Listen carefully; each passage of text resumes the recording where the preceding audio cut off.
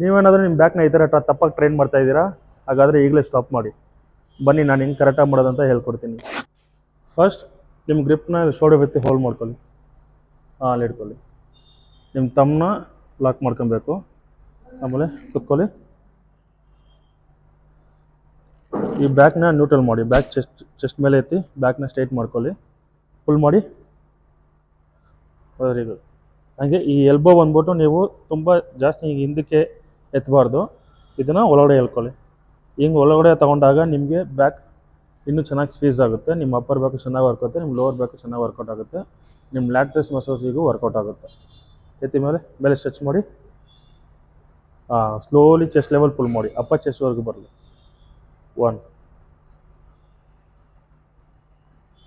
2 ನೋಡಿ, ನಿಮ್ಮ ಮಸಲ್ ಚೆನ್ನಾಗಿ ಸ್ಕ್ವೀಸ್ ಆಗ್ತಾ ಇದೆ. ಫುಲ್ ಡೌನ್ ಮಾಡುವಾಗ ನಿಮ್ಮ ಮಸಲ್ನ ನೀವು ಸ್ಕ್ವೀಸ್ ಮಾಡಬೇಕು ಹಿಂಗೆ. ಸೊ ನಿಮ್ಮ ಬ್ಯಾಕ್ ವರ್ಕೌಟ್ನ ಕರೆಕ್ಷನ್ ಮಾಡ್ಕೊಳ್ಳಿ. ಮತ್ತೆ ನಿಮ್ಗೆ ಯಾವ ವರ್ಕೌಟ್ ಬೇಕು ಅಂತ ಕಮೆಂಟಲ್ಲಿ ತಿಳಿಸಿ. ಹಾಗೆ ನಮ್ಮ ಪೇಜ್ನ ಫಾಲೋ ಮಾಡ್ಕೊಳ್ಳಿ. ಥ್ಯಾಂಕ್ಸ್.